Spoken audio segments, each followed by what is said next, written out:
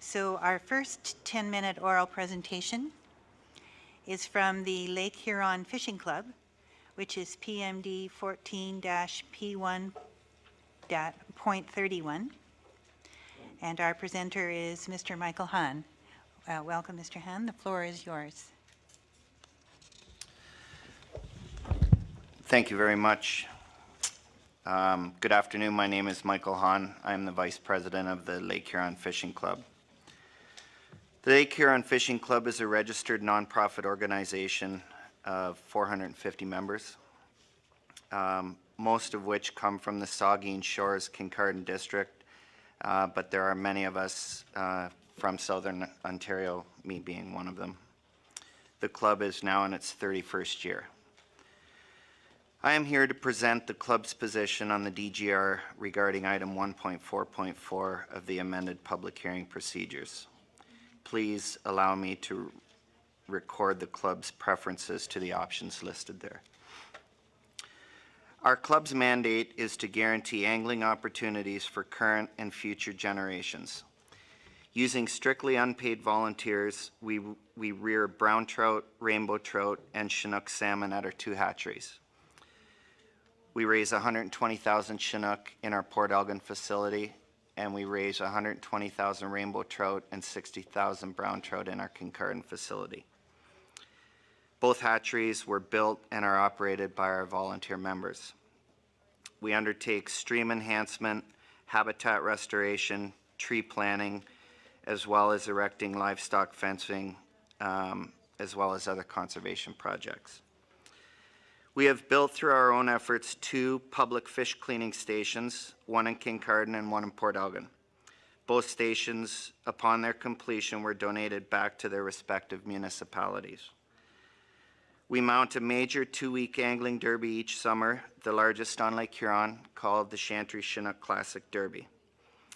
We are always available for educational tours of our hatcheries, and we operate a classroom school hatchery program in 17 schools with the hopes of expanding that to 100 schools over the course of the next 5 or 6 years. As you can see, the Lake Huron Fishing Club is deeply rooted in the community. Everything is accomplished with unpaid volunteers and the support of virtually every company and small business in the community. Bruce Power, the Power Workers Union, and OPG are among those who support the club. We have also partnered with Bruce Power on several conservation initiatives. That's a fairly new partnership, probably less than 2 years old, but a very successful one at that. Most of our members are local, and whatever happens at the Bruce nuclear site impacts them directly and personally. Many of our club members either work at the Bruce or are retired from the Bruce. They have personally driven by or worked in proximity to the material under discussion here. Those of us who don't work at the plant are just as conscious of risks due to the proximity. Yes, the presence of radioactive waste is a concern, perhaps less so here than in other localities because our group is informed and knowledgeable about these hazards and know that these hazards are a matter of constant consideration. In our case, familiarity breeds respect. Whatever one's thoughts or position on the DGR, the waste is a problem that won't go away. It must be dealt with. These are our thoughts to the options listed in section 1.4.4. I will deal as one with the first 2 options, the existing Western Waste Management Facility, or WWMF, and the enhanced surface storage at the WWMF. Like other involved groups, we too are very, very concerned about the risks of contamination of the waters and all the attendant consequences. It should be obvious that our group is passionate about the health of Lake Huron and its sport fishery as well. Moreover, as most of the club members are local residents, they would be the first to suffer and would suffer the most in the event of any incident. Even though I reside just outside of Kitchener-Waterloo, I do have a cottage less than 1.5 kilometers from the outflow of Bruce A, so I am very concerned as well. Now, these first two options would leave low and intermediate level waste above ground or in above ground storage buildings a few meters above the lake level. It is obvious to the club that surface storage is a far greater risk than sheltered storage 680 meters below the surface and as well 451 meters below the lake's deepest point. That would give us 1,480 feet of separation to the water. To this year, 2014, all levels of government and the various parties at the site have given us 46 years of incident-free storage through intelligence, diligence, and expense. However, the amount of waste will continue to increase, and we understand that the typical half-life for some of these intermediate level materials is around 100,000 years. So what will our situation be 1,000 years from now or 2,000 years from now or beyond?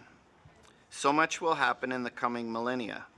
Will the material still be sitting on the surface? Will it have slid into the lake and contaminated the lake? Will this site be barren and deserted? What will our society be like? Will it be capable, either politically or economically, of managing this waste or any other hazardous site? This is not fantasy. In less than 50 years, we have seen a major U.S. city slip back to nature. We have seen the emergence of third world countries, and we have seen the impoverishment of industrialized nations. We accept and share the hesitation of downstream localities, but ask them to reconsider. For certain, there are risks with our preference, but it is our read that the first two options pose more risk than underground storage. Containment inside a few meters of concrete on or near the surface at roughly the same distance from shore as the proposed DGR makes no sense to the club. Greater dangers are immediately posed by nature and politics through this accessibility of the on-ground or above-ground storage. The notion is advanced by some opposing that we wait until some method is developed to finally resolve this issue completely. It has taken us nearly 50 years to get to this point, and the hazard is still on ground, above ground, and there's nothing on the horizon, at least that we can see, that would indicate there's some scientific advancement that will make this go away. If a better solution should arise, it's important to remember that if we're able to put the waste below the ground 600 meters, we can certainly bring it back to the surface. That leaves me to cover the last two options: the proposed DGR at the Bruce site or a potential DGR north of us in the Canadian Shield. From a risk point of view, we would accept that deep geologic disposal in rock formation, which have the same attributes as those characterized at the Bruce, would be acceptable. However, and I might be echoing Mayor Kramer a little bit here, to get to this point has taken 12 years. Our club supports a resolution for the public good as quickly as possible. Restarting the process and stepping back 12 years is not the way to proceed here. Possible delay has therefore directed our support to the third option listed in section 1.4.4, that the DGR be placed at the nuclear site, Bruce nuclear site. It also makes sense to manage the waste and a DGR at the Bruce nuclear site, where much of the waste is already located, along with experienced and a well-trained workforce. We believe the proposed DGR at the Bruce nuclear site is consistent with the Lake Huron Fishing Club's mandate that I stated earlier, which is to guarantee angling opportunities for current and future generations. As the club's vice president, I am anxious to see this happen in my lifetime. Thank you very much for your attention and this opportunity to express Lake Huron Fishing Club's position. Thank you very much, Mr. Hann.